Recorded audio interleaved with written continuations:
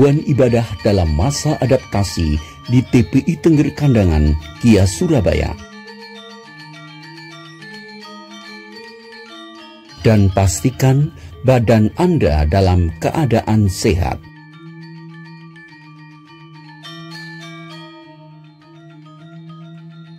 Wajib menggunakan masker serta peralatan ibadah dari rumah masing-masing.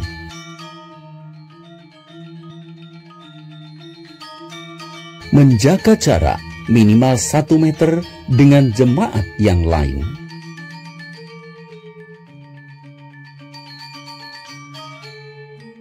Segera pulang setelah ibadah selesai dan hindari berkumpul.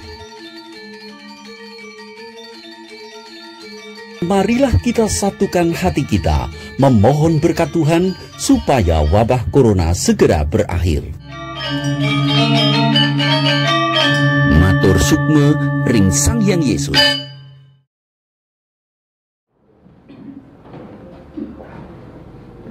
Shalom, salam selamat berbagi dalam kasih Tuhan kita Yesus Kristus.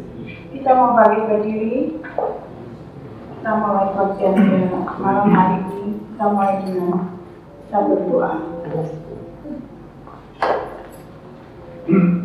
Terima kasih Tuhan, kami ucap syukur yang indah Tuhan, kekuatan kami bersama seiman, baik di rumah maupun tempat ini Tuhan, ini semua kasih dan kemurahan-Mu. Sucikan setiap hati kami, pikiran kami, tertuju pada Engkau saja Tuhan. Kami percaya Tuhan, Kau urapi kami yang pilih pujian dari anak-Mu yang haleluya Ismail Musi. Kami kembali akan menyampaikan firman Tuhan, firman itu dalam setiap kehidupan kami, dan firman yang menjadi kekuatan dalam setiap kehidupan kami Tuhan. Kami percaya Tuhan, walaupun ada kuasa dalam roja mengganggu dalam kerjaan ini Tuhan. Anak-anak tidak terdiam Tuhan, anak-anak satu hati mengenai nama-Mu. Dalam nama Yesus, hancurkan kami Tuhan. Kami percaya Bapa, biarlah semua ini berjalan dengan indahnya. Terima kasih Tuhan, kami serahkan semua ke dalam tangan dan kuasa-Mu. Hanya dalam nama Yesus, sudah berdoa dan mengucap syukur. Haleluya, amin. Kita memuji dengan satu pujian datangnya kebaikan.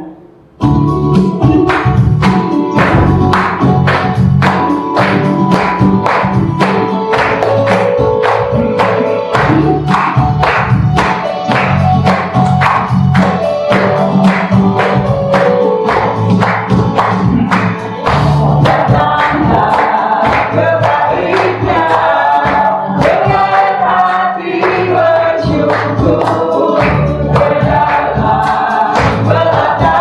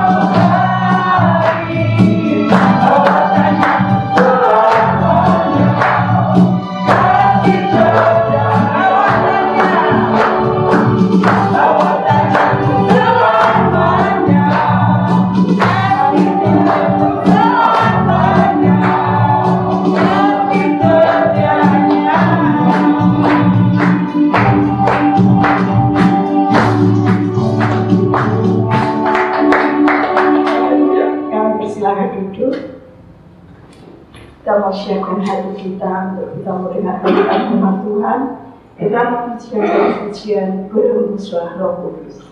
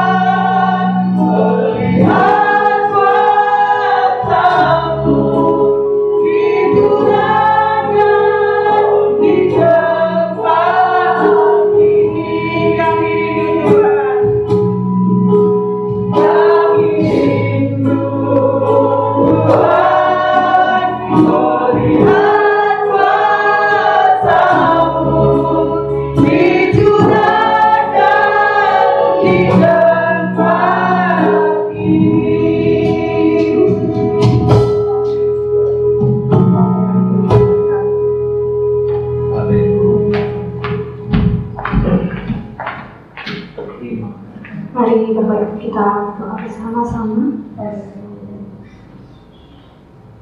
Syukur kehadirat-Mu ya Tuhan, bahwa kemurahan-Mu tercurah atas kami sepanjang hidup kami. Kami bersyukur bahwa kesempatan pada malam ini Kau berikan kepada kami untuk bisa bersekutu bersama dan beribadah di hadapan-Mu. Berkenanlah atas ibadah kami, Sakti kemuliaan doa bahkan kebenaran firman yang akan kami pelajari bersama. Tolong kami Tuhan, biarlah Engkau sendiri yang berbicara atas kami, hikmat-Mu sendiri yang berkata-kata kepada setiap kami. Kami mengucap syukur dan berdoa. Ajari kami dengan rendah hati untuk menerima firman di dalam nama Yesus Kristus kami bersyukur. Haleluya. Amin. Shalom, selamat malam Bapak Ibu saudara Tuhan. Halo. Puji Tuhan, kita bisa bertemu di tempat ini untuk bisa bersama-sama bersekutu. Kita akan bersama-sama membuka Alkitab kita.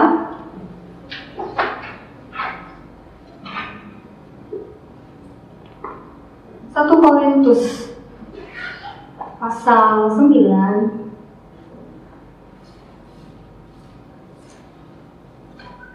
Korintus pasal 9 ayat yang ke-24 sampai ayat yang ke-27. 1 Korintus pasal 9 ayat 24 sampai 27. Saya akan membacakannya. Demikian bunyi kebenaran firman Tuhan. Tidak tahukah kamu bahwa dalam gelanggang pertandingan semua peserta turut berlari, tetapi bahwa hanya ada satu orang saja yang mendapat hadiah? Karena itu larilah begitu rupa sehingga kamu memperolehnya. Tiap-tiap orang yang turut mengambil bagian dalam pertandingan menguasai dirinya dalam segala hal. Mereka berbuat demikian untuk memperoleh suatu mahkota yang fana, tetapi kita untuk memperoleh suatu mahkota yang agung.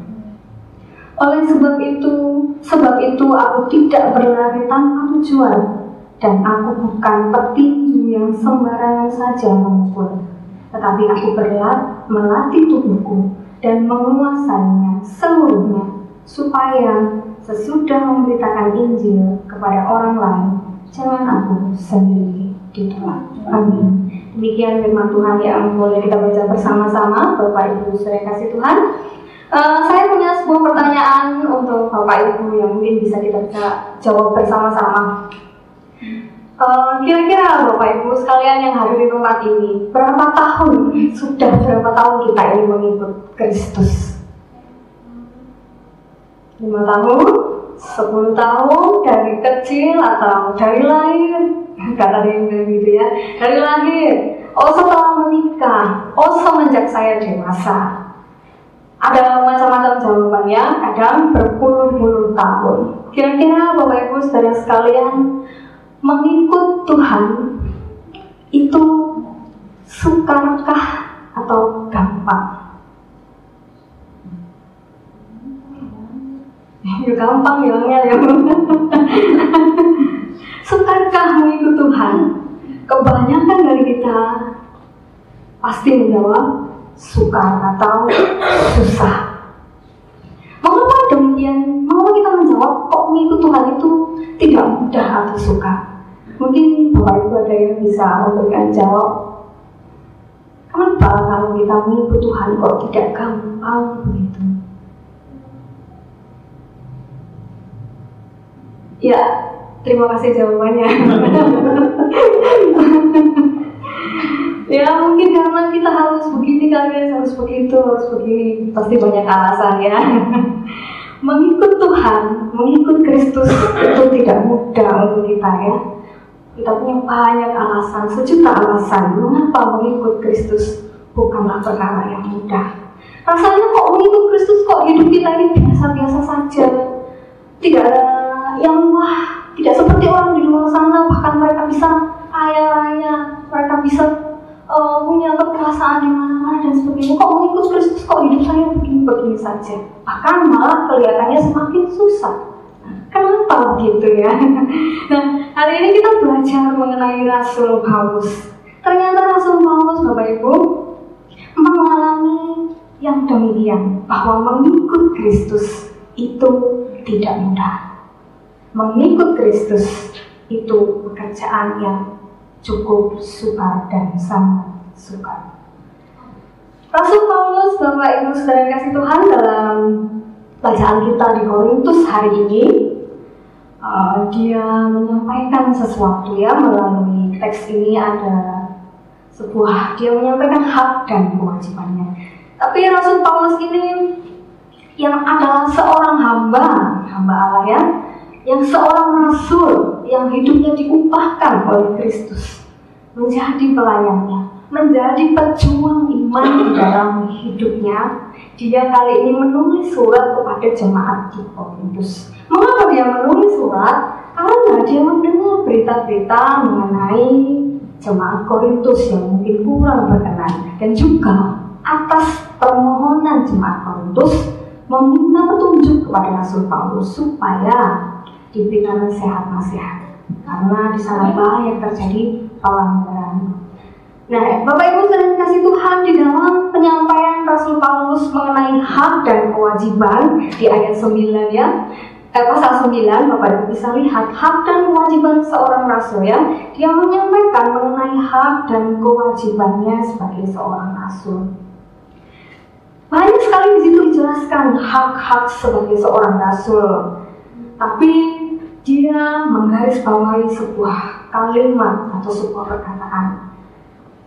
Dia mengatakan begini, bahwa meskipun banyak hak saya, tapi saya tidak menggunakan satupun hak saya sebagai seorang rasul. Tapi saya punya kewajiban yang harus saya laksanakan. Hak saya tidak saya ambil, tapi kewajiban saya jalankan, saya kerjakan. Ia memilih melatih dirinya ya, di dalam ayat 24-27 yang akan kita baca di hari ini. Dia memilih melatih dirinya, menguasai dirinya, berjuang mati-matian sedemikian rupa untuk menjalankan tugas dan tanggung jawabnya sebagai seorang rasul.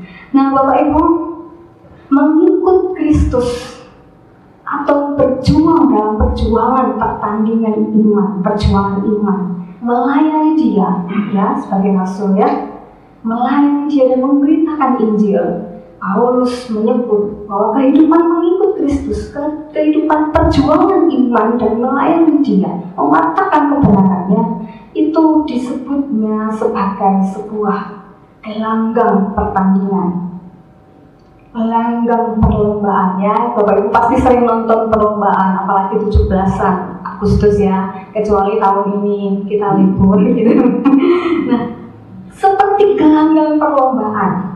Nah, pada waktu itu Korintus, kalau saya tidak salah membaca, itu terkenal sebagai tempat terjadinya perlombaan internasional. Dan dia sering Paulus menyebut tentang perlombaan dan perlombaan. Ya, dia mengatakan pada ayat 24, Bapak Ibu, tidak tahukah kamu bahwa dalam gelanggang pertandingan, nah perjuangan Paulus, perjuangan imannya dan pelayanannya, dia mengatakan sebagai sebuah gelanggang pertandingan. Tidak tahukah kamu bahwa dalam gelanggang pertandingan semua peserta turut berlari? Kalau dalam gelanggang pertandingan di dunia, misalnya sepak bola, voli, ini yang di sini mungkin kita bisa bayangkan lomba lari ya. Dalam perlombaan, semua peserta turut berlari. Tapi ada yang menonton ya, yang menonton yang tidak ikut, atau bahkan ada yang di rumah mereka tidak ikut berlari.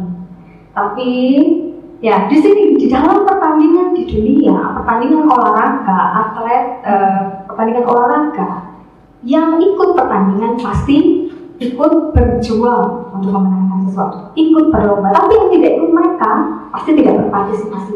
Tapi dalam gelanggang pertandingan perjuangan iman, Bapak Ibu, kita semua tidak bisa memilih untuk tidak ikut. Kita semua tidak bisa memilih untuk tidak berpartisipasi. Kita semua yang ada di tempat ini, bahkan seluruh orang percaya, harus dan mau tidak mau terlibat dalam gelanggang pertandingan tersebut, gelanggang perlombaan iman tersebut. Tidak bisa, tidak.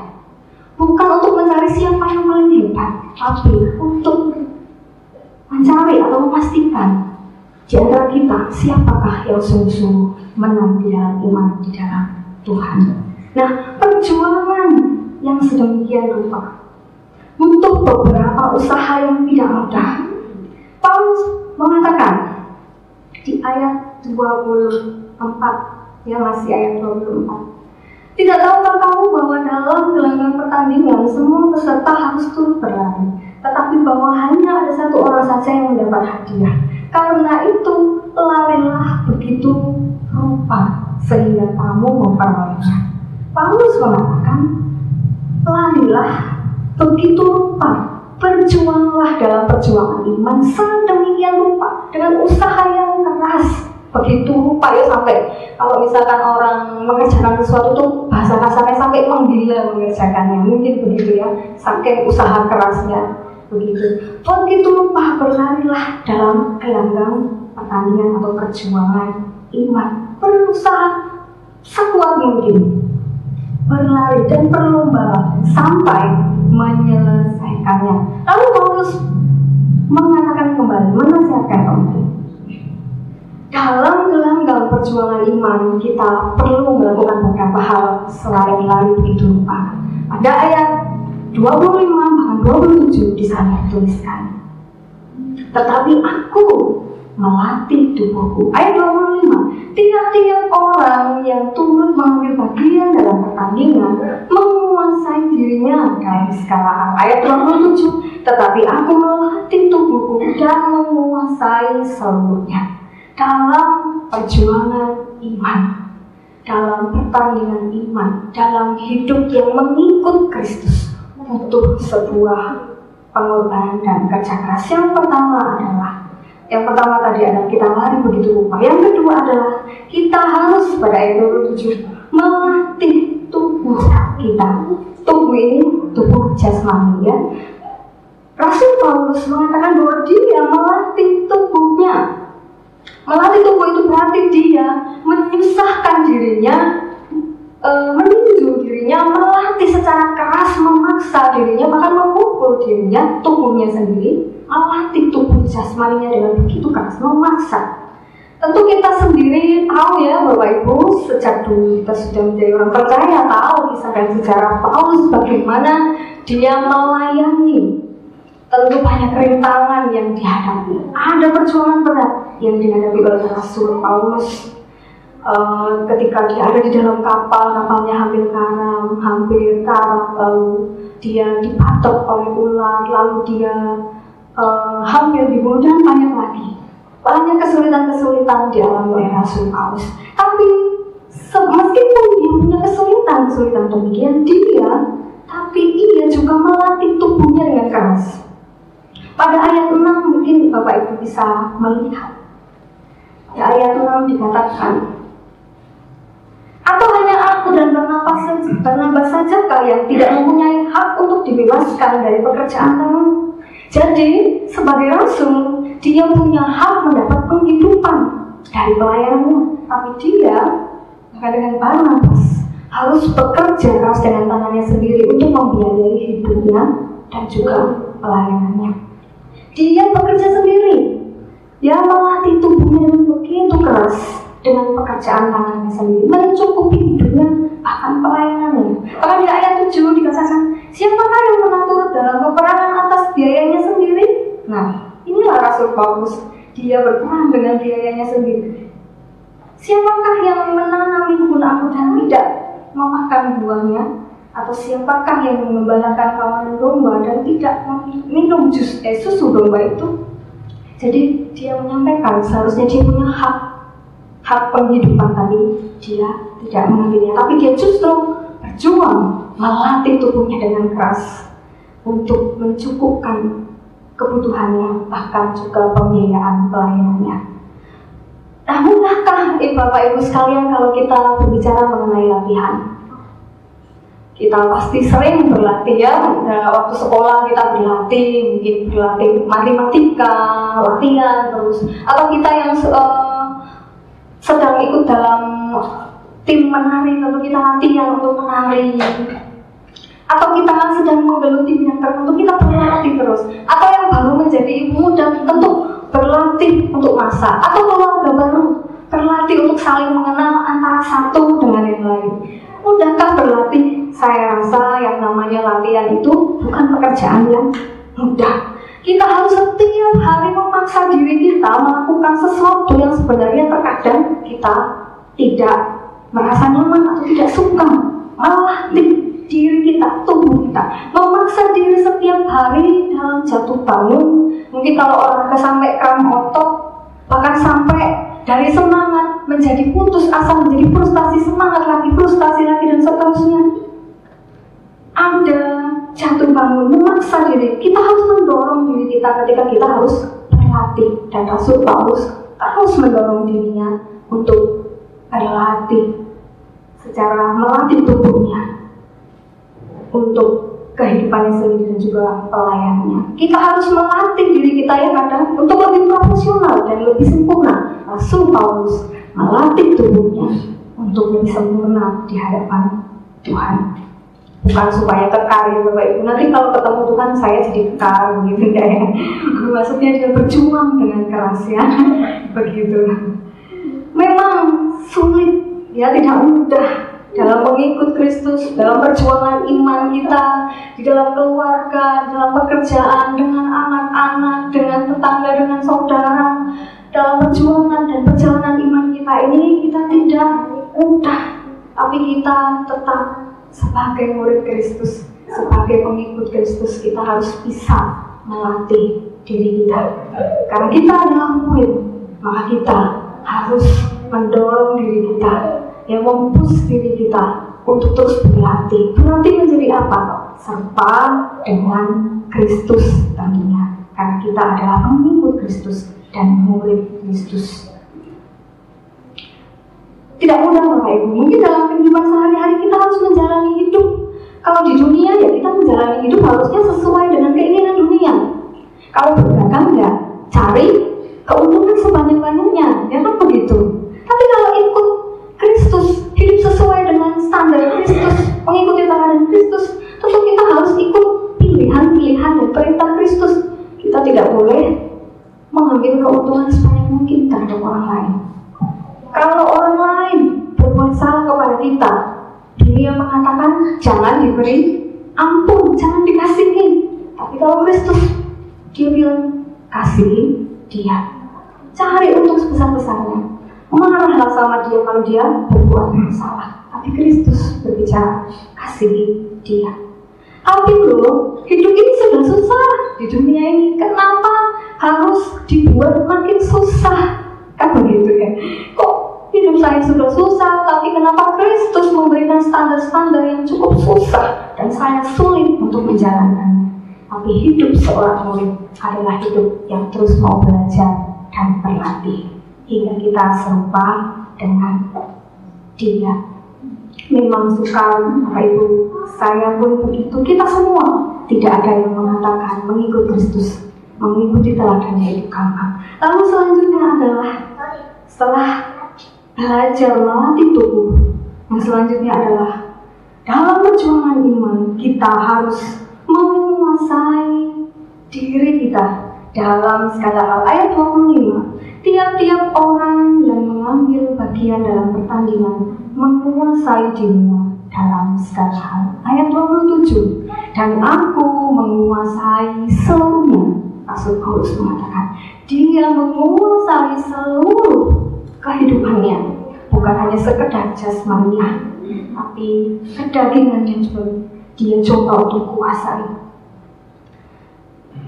Itu yang dilakukan oleh Rasul Paulus. Menguasai artinya adalah mengekang, ya, menjinakkan. Perlu ada sesuatu yang dijinakkan. Kalau ada yang dijinakkan berarti ada sesuatu yang cukup brutal atau bahasa kasarnya puas gitu ya. Yang brutal itu ada di mana? Di dalam diri kita, yaitu kedagingan kita, keinginan kita, hawa nafsu kita, yang perlu kita jinakkan, menguasai diri dalam segala hal. Bila kedagingan kita menjadi raja di dalam hidup kita, maka kita mustahil untuk bisa menjadi murid Kristus. Maka Paulus, dia belajar, mencoba, dan dia mengatakan bahkan aku menguasai seluruhnya. Aku melatih tubuhku dan menguasai seluruhnya, menjinakkan seluruhnya tanpa terkecuali. Dia berusaha dengan keras, tidak mencari keuntungan badani atau keuntungan daging dan hawa nafsu pribadi. Sebagai manusia, Bapak Ibu sekalian, mungkin di ayat 5 kita bisa membaca bahwa dia, tidakkah kami mempunyai hak untuk membawa seorang istri Kristen dalam perjalanan kami, seperti yang dilakukan rasul-rasul lain dan saudara-saudara Tuhan dan Kefas. Sebagai seorang rasul, bukanlah keharusan Paulus menjadi seorang yang single, tapi dia memilih tidak menikah. Dia tidak mengambil hak untuk menikah seperti rasul-rasul yang lain, bahkan Kefas.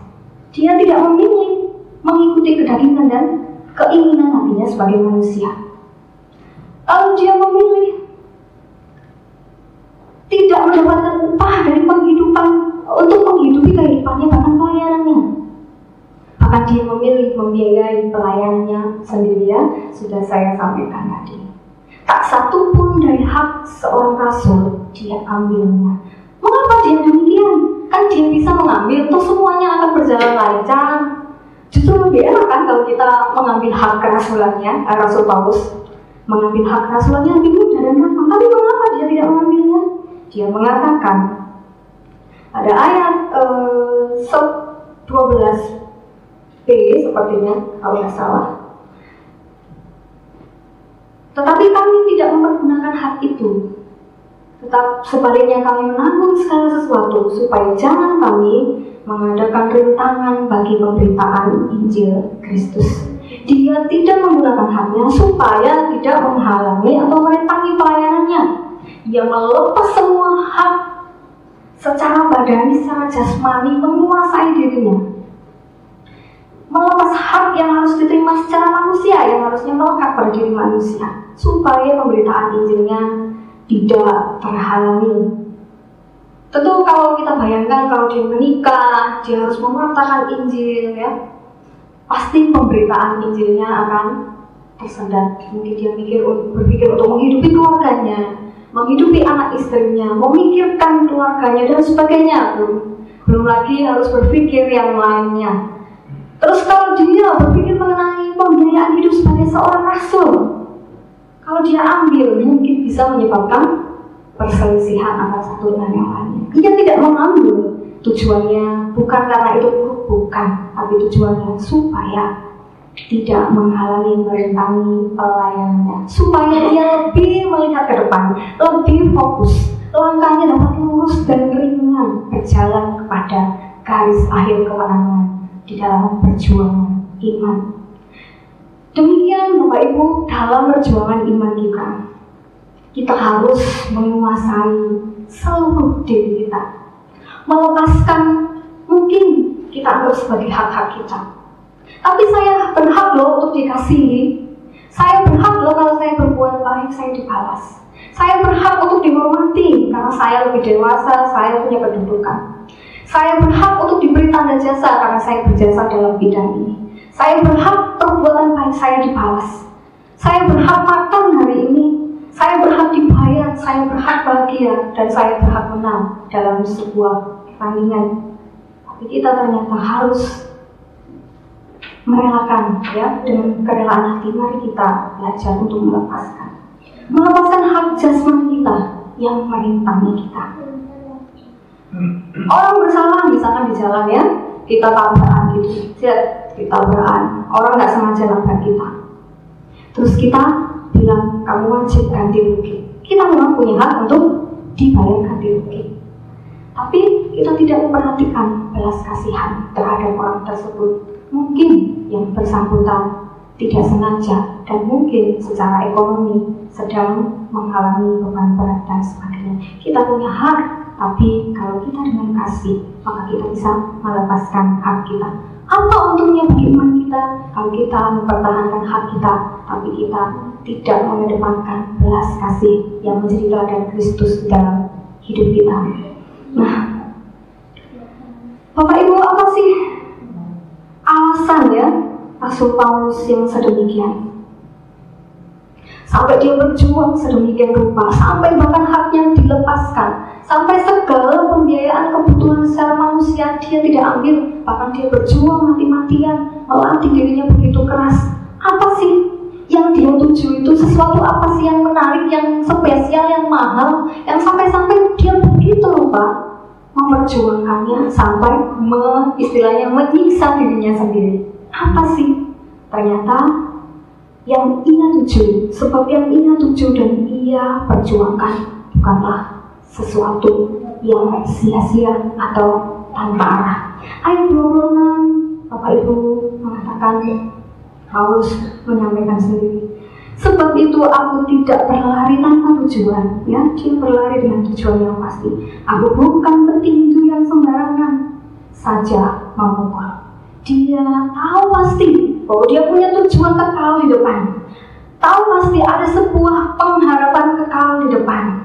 Makanya dia berjuang sedemikian rupa. Kalau Bapak Ibu di dalam ayat 24 sampai 27, kalau di dalam perlombaan di dunia, orang yang lomba di dunia saja, yang mereka tidak punya kepastian siapa yang menang. Yang menang itu pasti hanya satu dalam perlombaan itu. Dan mereka hanya beroleh mahkota panah, tapi mereka berjuang sedemikian keras. Mereka melatih dirinya sedemikian keras, bahkan di ayat 25 menguasai dirinya dalam segala hal. Padahal untuk mahkota yang panah, mereka berusaha sedemikian rupa. Bagaimana dengan kita sebagai pengikut Kristus? Kita punya tujuan yang pasti, yang jelas dalam perlombaan iman kita dan perjuangan iman kita. Perlombaan iman kita ini bukan sesuatu yang sia-sia seperti yang Rasul Paulus sampaikan. Punya kepastian yang besar di depan sana. Ada sesuatu yang pasti yang tidak mungkin itu meleset. Pasti itu, titik itu, dan itu pasti selalu dan akan seperti itu. Itu yang dimaksud Paulus. Dapat dipastikan bahwa dalam perlombaan ini semua orang akan menang. Tidak ada bukan hanya satu pemenangnya, tapi semua dipastikan akan menang. Kalau perlombaan di dunia yang menang hanya satu, tapi perlombaan iman yang menang di dalam Kristus adalah kita semua. Dan pasti akan beroleh, ya, kita semua akan beroleh mahkota abadi. Kita semua, yaitu kemenangan, keselamatan kekal di dalam Kristus. Ayat 25 ya.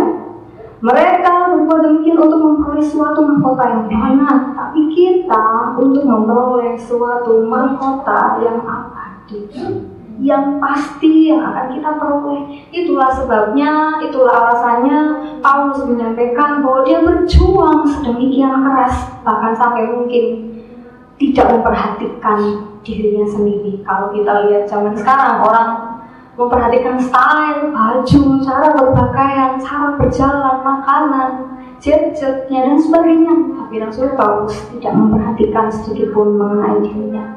Karena yang terutama adalah yang di depan, yaitu Kristus. Bahwa ia punya dasar pengharapan yang pasti. Yesus Kristuslah satu-satunya jalan menuju kepada hidup. Tidak ada jalan lain. Satu-satunya jalan menuju kepada Bapa dan pengharapan kekal. Itulah yang diperjuangkan sedemikian rupa oleh Rasul Paulus. Satu-satunya landasan untuk Rasul Paulus berjuang sedemikian sangat sulit. Lalu bagaimana dengan kita, Bapak Ibu saudara sekalian? Apakah kita juga hari ini punya alasan yang sama?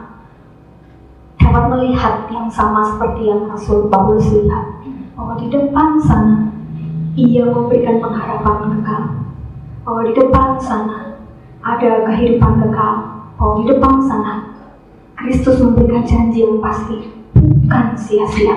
Kalau hidup kita hari ini kita lalui dengan terseok-seok, apalagi keadaan ekonomi tidak baik, demo di mana-mana, mungkin kita terseok-seok, tidak mudah.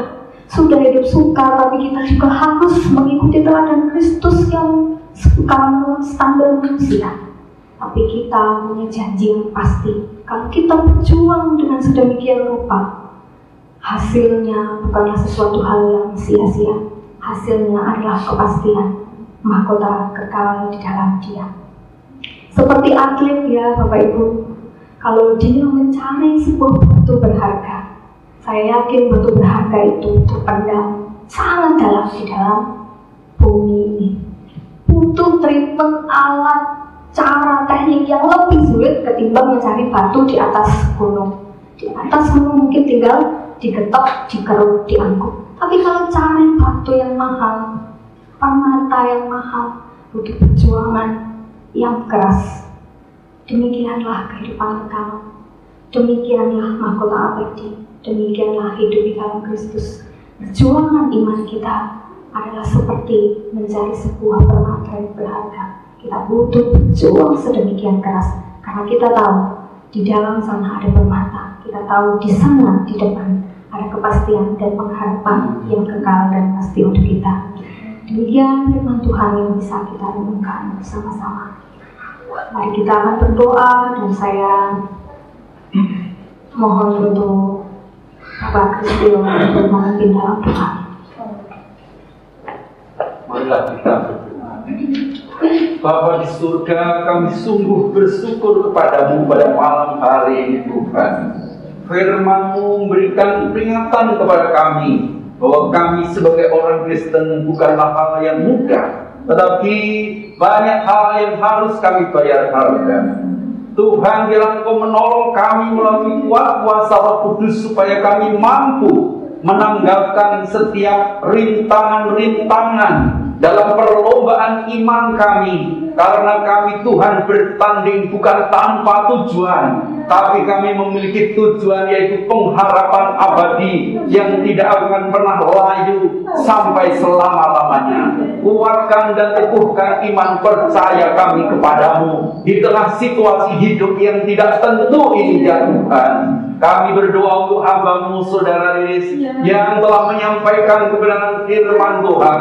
Ya Tuhan, Engkau pakai, Engkau memberkati dalam pelayanannya di gereja kami Isa Al-Masih Surabaya ini Tuhan. Terpuji nama-Mu. Kami serahkan ibadah kami selanjutnya di dalam nama-Mu, Tuhan Yesus Kristus, Juru Selamat kami. Haleluya. Amin.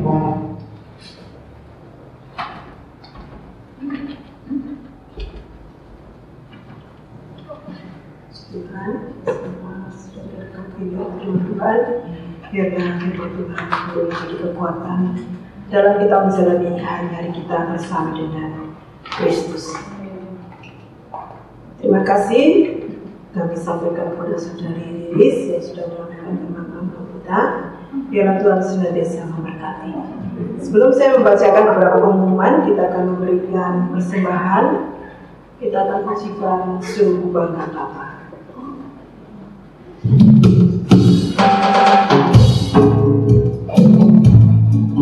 Bangga Bapa, nyala seperti Engkau.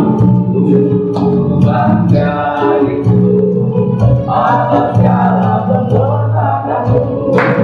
Hari ini aku hidup sebagai kasih. Hari-Mu menyelamatkan kami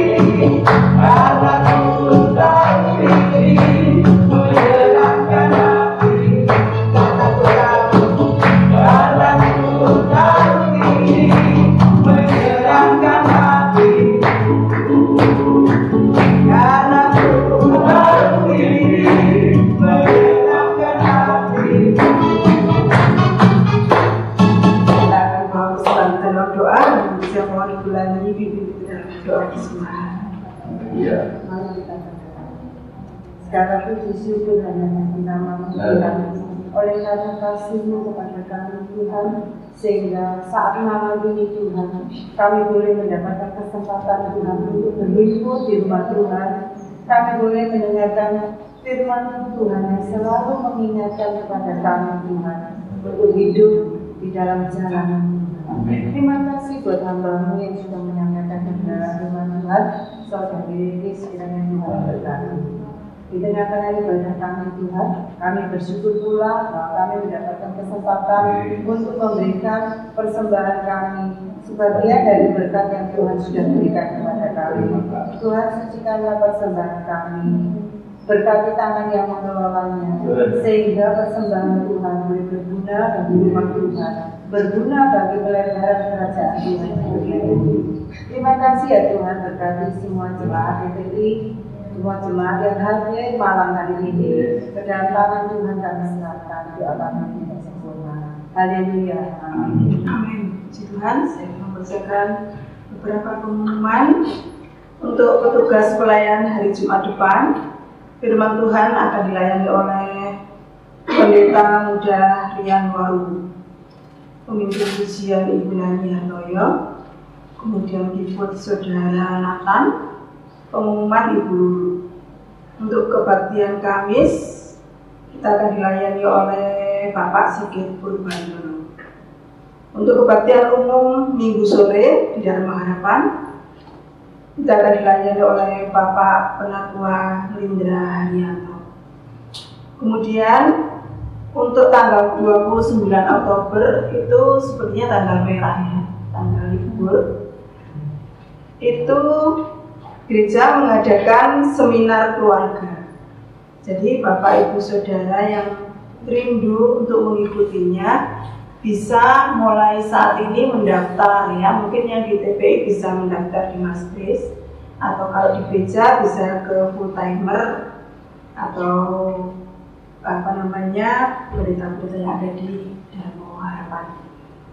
Jadi kita akan sama-sama mengadakan seminar keluarga yang akan diadakan pada tanggal 29 Oktober. Waktunya sepertinya mulai pagi sampai siang hari, jadi bukan malam. Kalau saya tahu itu diadakan pagi sampai siang. Jadi Bapak Ibu Saudara bisa menjadi perhatian kita semua untuk boleh mengikutinya bersama-sama. Itu yang bisa saya sampaikan. Untuk doa penutup akan dilayani oleh Saudara Christine.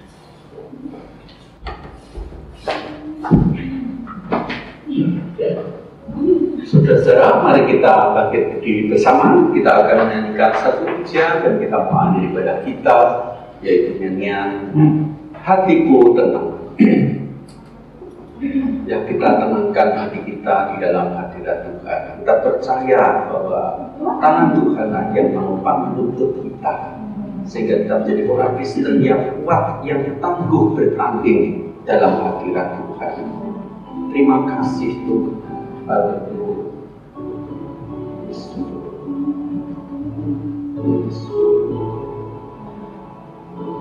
Hatiku tenang berada dekatmu, Kaulah jawaban hidupku. Hatiku tenang berada dekatmu, Kaulah pelihara hidupku. Pertolonganku begitu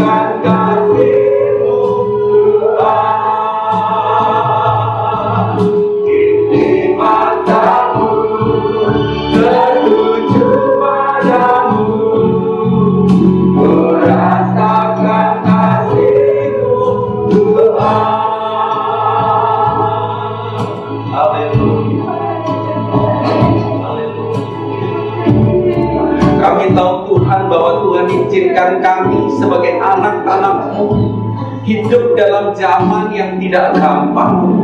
Kami harus berjuang dalam iman. Kami harus bertanding dalam kerohanian kami. Bahkan kadang-kala lutut kami goyah, tangan kami merasa semplah, tetapi kami meyakini bahwa tangan Tuhan yang kuat itulah yang menopang kami, yang tidak melepaskan kami, ya Tuhan.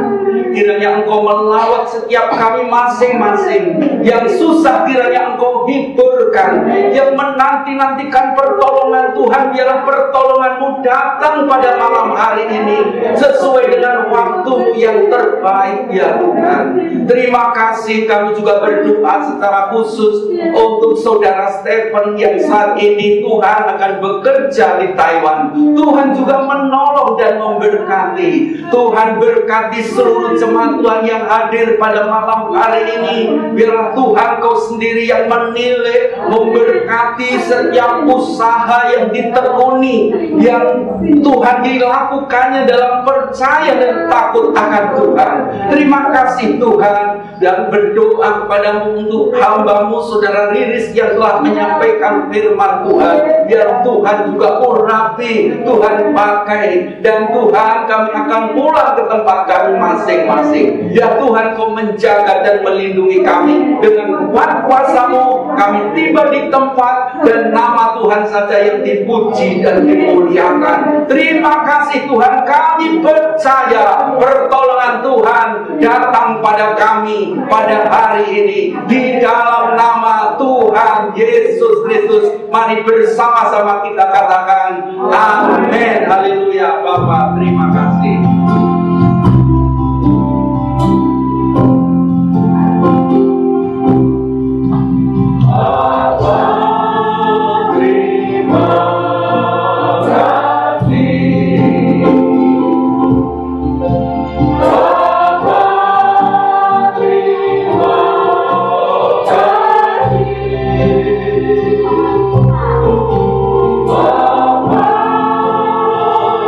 Kita